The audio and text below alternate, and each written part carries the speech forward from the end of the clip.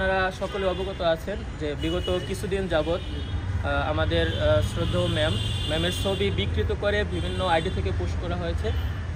বিভিন্নজন বিভিন্নভাবে শেয়ার করেছেন, অনেক ফেক আইডি থেকেও পোস্ট করা হয়েছে। তো আমরা কিছু আইডি আইডেন্টিফাই করেছি, যাদেরকে আমরা আইডেন্টিফাই করতে পেরেছি তাদের নামে স্পেসিফিকভাবে সাইবার সুরক্ষা আইনে মামলা দেওয়া হয়েছে এবং মামলাটি অধিকতর তদন্তের জন্য এবং দ্রুত নিষ্পত্তির জন্য এটা ডিবির সাইবার ইউনিটে পাঠানো হয়েছে।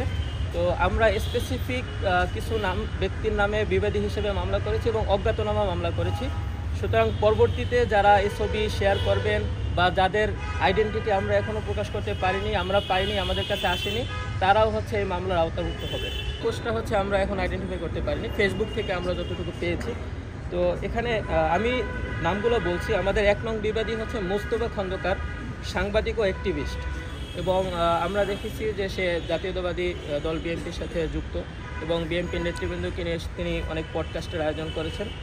2 নং বিবাদী মহিউদ্দিন মোহাম্মদ, লেখক ও অ্যাক্টিভিস্ট, তিনিও তার আইডি থেকে বিকৃতভাবে ছবি পোস্ট করে সেখানে অনেক অশালীন ভাষায় কমেন্ট করেছেন, ক্যাপশন দিয়েছেন।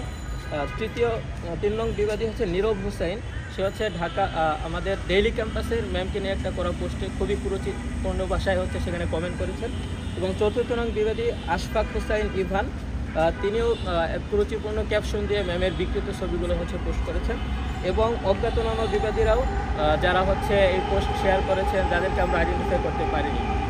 বাংলাদেশে এত বড় একটা রাজনৈতিক দল হওয়া সত্ত্বেও যখন তাদের কোনো সাপোর্টার, আমি কর্মীও ধরলাম না, হয়তো সাপোর্টার, তারা যখন এরকম ধরনের রেসপন্সিবল একটা কাজ করে, সেখানে আমি মনে করি যে বড় রাজনৈতিক দল হিসাবে একটা নিদর্শন স্থাপন করার জন্য হলেও আমাকে অ্যাটলিস্ট অ্যাপ্রোচ করে ওনারা এই জিনিসটার বিষয়ে ক্ল্যারিফিকেশন দিতে পারতেন। কেউ সেটা করেননি।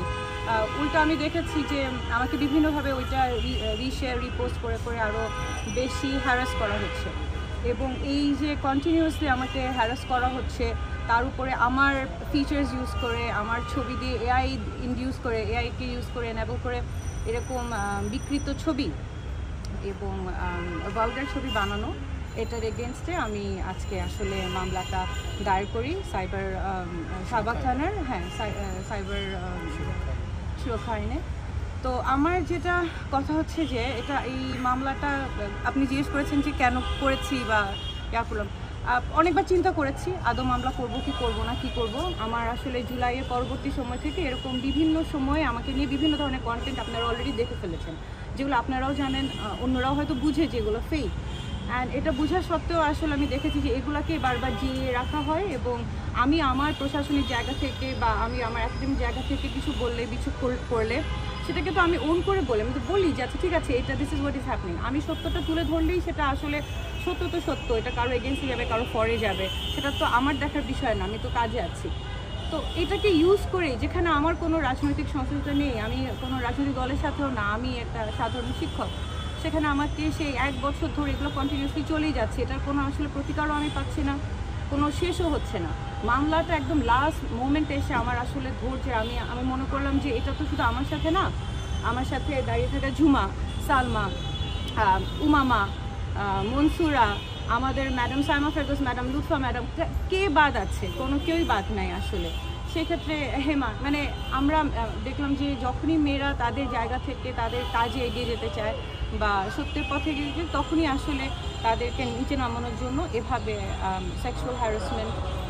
আমি তো বলেছি যে যারা অজ্ঞাতনামাও আছে, পরবর্তীতে যদি এগুলো কন্টিনিউ করে তারাও এই মামলার মধ্যে যেন চলে আসে। এই জিনিসটা আমরা আমরা ভয়ও পাওয়া উচিত না, যেটা আমি 1 বছর ধরে অ্যাভয়েড করে গিয়েছি যে হ্যাঁ ডাই ডাউন করে যাবে, সব কিছু মিটিগেট হয়ে যাবে, হয়তো একটা টাইমে যে এগুলো আর থাকবে না। আমি দেখেছি হয় না, ওরা আমাদেরকে উইক মনে করে এবং কন্টিনিউয়াসলি এটা করতে থাকে, উইচ ইজ ওয়াই আমি মনে করেছি যে it is time to step up. আমি আমার জায়গা থেকে আমি মামলাটা করব।